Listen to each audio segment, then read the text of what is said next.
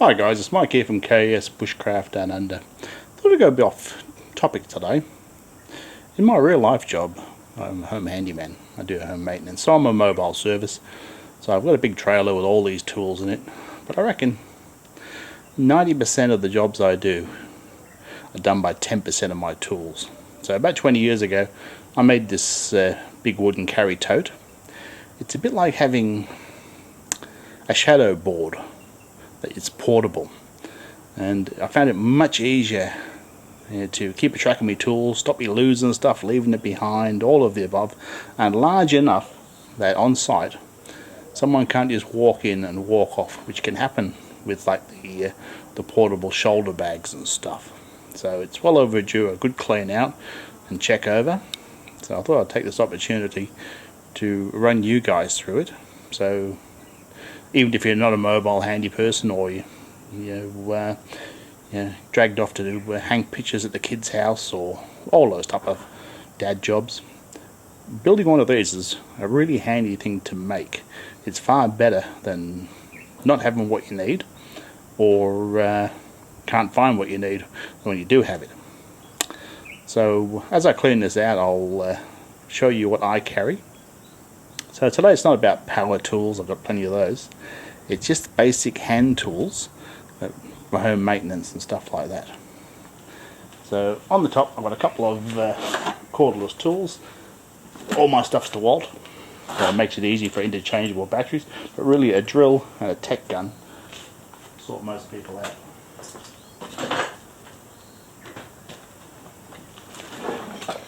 So my tool belt. In here I keep a couple of screwdrivers, Leatherman multi-tool, a knife, hammer, and a Stanley knife as well for cutting heavy stuff. So really this is essential if you're on the move.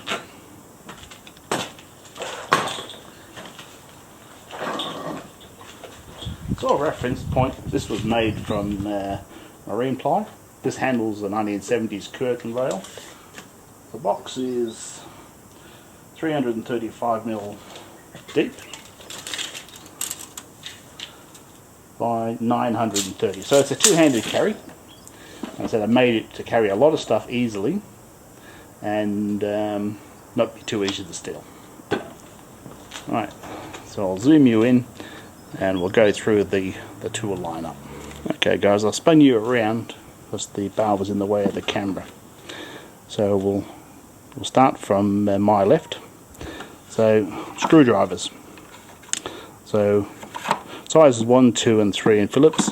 Got a stubby one. Really pretty much all the Phillipses that you would regularly need. Don't know, often I've used the larger one. On the back side I've got a small flat bladed, stubby flat blader and larger. So I have one much bigger in the bottom of the box. That's a steel through tang construction, and that becomes your hammer-on one part-time lever. Very rare that I tackle a screw as large as that, but it's a useful pry bar. Okay, this is the carpentry tool for marking out. Gets some use when I fit locks and stuff. It's a needle nose pliers. So the combination pliers of pretty good quality. Now most of you see there's yellow paint on most of my tools. That stops me losing them or people getting confused. That's not them. This is a Stabila level. So it's designed for scaffolding really, or steel work. It's magnetic. It's a really handy little size. What I use. Now I also have a bigger level in the back and a really long one in the trailer. And I have a 10-inch shifter, an 8-inch shifter, and there'll be a 12-inch in the box for transfer and markings. Got a pin here. Okay. A really top-notch set square. It's a really good piece of kit to have. Okay. Sort of sliding pliers, I suppose, water pump pliers we used to call them. Pot rivet gun. Really handy pot rivet system for joining sheet metal together. A 3/8 ratchet. Now I don't carry sockets in here, I have them in the trailer. Set of nail pinchers. Get it out. A really big Stanley knife. This is quite a good one if you're cutting heavy materials.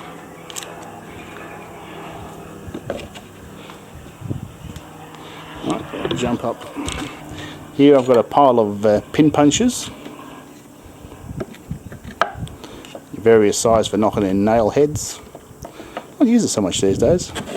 A good quality pair of aviation snips for doing light sheet metal. And chisel looking a bit tired and a bit sad. So a large wood chisel for door lock recesses and hinges, and a smaller one. Got a paint scraper. I noticed I missed in the small one, I'm not sure where that's gone. Got a small round file and the small flat file. I have a large rasp file in the other side of the box. So these are the common tools which you always seem to be losing. That's why I mounted them in this fashion. So I'll flip the camera around and we'll go through the contents, and I can get this box clean. Righto guys, so 600mm Stabila level, probably the level I use the most. Wood mallet. Oh, this is a bit of a hard life, isn't it? Always comes in handy to have something that's not a steel hammer to hit something. Okay, this is a move you back a bit. This is a small door jack. So if I'm hanging doors on my own, I mean I can lay a screwdriver and a hammer across the floor, but this is far more convenient for setting the hinges and stuff, especially the first one.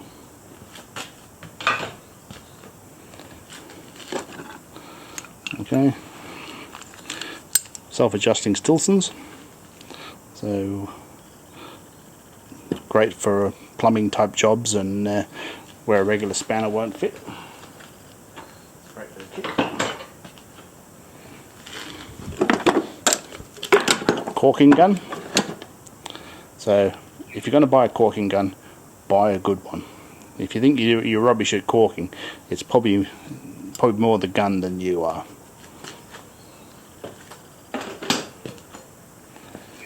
Okay, a couple of big paintbrushes, useful for cleaning. Tack hammer. It's very rare I do really fine work these days. It's usually belting stuff and putting tech screws in, but it's there, it needs a clamp.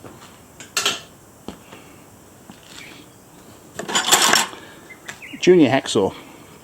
Amazing how many times that this has saved the day.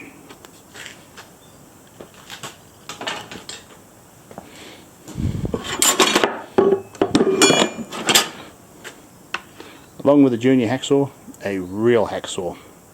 There again, buy a good one guys. I always thought I couldn't cut straight until I got a really top-notch hacksaw, and get a good assortment of blades, you know, for various materials. Don't try and cut PVC with a really fine blade or steel with a really bad one.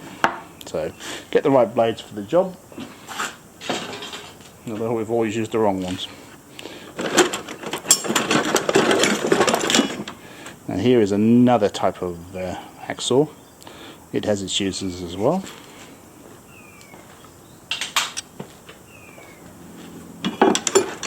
So, pry bar. Everyone needs one of these.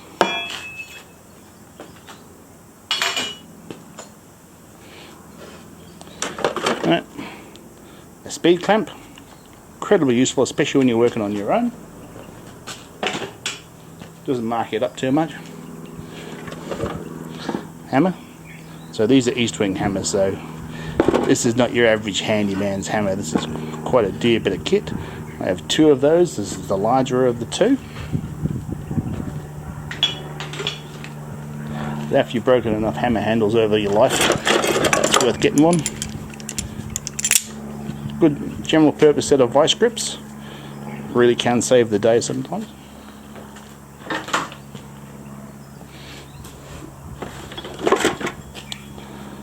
Podgy bar for lining stuff up. There again, if you're working with pumps and stuff like this, it's a real lifesaver. You can get them from scaffolders with a spanner on the end, so if you're going to buy one, so there's my slightly smaller hammer.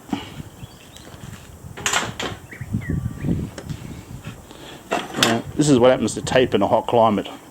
The centre just falls out. I actually keep my tapes and glues and stuff in a cooler. That's the climate I work in. So this is 12-inch shifter. Don't often use it very often, but occasionally when you do, or to bend something, you need it, you really need it. Okay, a rasp file for doing rough woodwork or soft materials. Now you should have a handle on that, by the way. But a hand cleaner, definitely need that. String line and a plumb bob. So there again, if I set up any brickwork or fencing, use it. The old-fashioned handsaw. These days with cordless saws and that, I hardly ever use it, but when you do need it, you need it. A small rasp. There again, that falls into it. A large screwdriver I showed you earlier that I can hammer on. I'll switch the camera around shortly. Long drill bit, occasionally need them. So anyway, I'll swing this camera around, see if I can show you inside. Right, so looking along the box here, a laser level and stud finder. Now for me, most of the houses I work on are double brick, but occasionally I do work on timber stud frames jobs. So a smaller pry bar, another string line, drill bits for going through tiles, so occasionally do stuff in bathrooms. In here I've got a tiny Phillips headed electrical rated screwdriver, all my pencils, a tool for putting in plastic fly screens in doors and windows. It's a regular job here. A pair of heavy duty scissors. There's always lots of these laid around. So a few spare discs, so I keep all my other ones all sorted together with the power tools. But it's always good to have a few odd sized discs, especially worn ones, because if you can't get in somewhere, having a worn disc can get you in when you can't normally get in. Okay. In here I just have a little box with a few assorted screws, wall plugs, pop rivets. In my other boxes I have a lot more, but there's just a few in there.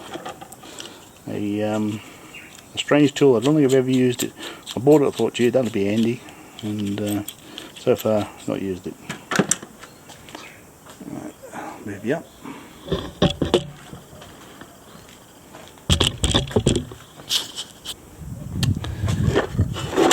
So in here, an assortment of masonry bits. As I said, most of the houses here are double brick. So it's tile drills, some multi-fit drills, some countersink bits, different sizes.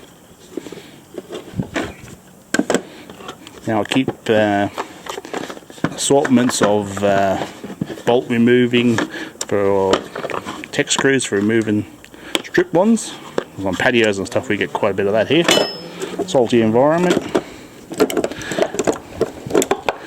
Multiple set of Allen keys in metric and AF.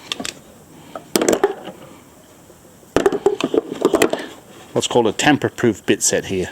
So these are the fittings that you get on security doors to keep honest people out. But you can go along and buy a set of bits. Anyone can buy them, don't need a security license.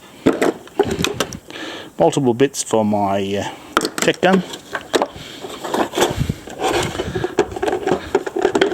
And more string. So, there's a basic set of hand tools, guys.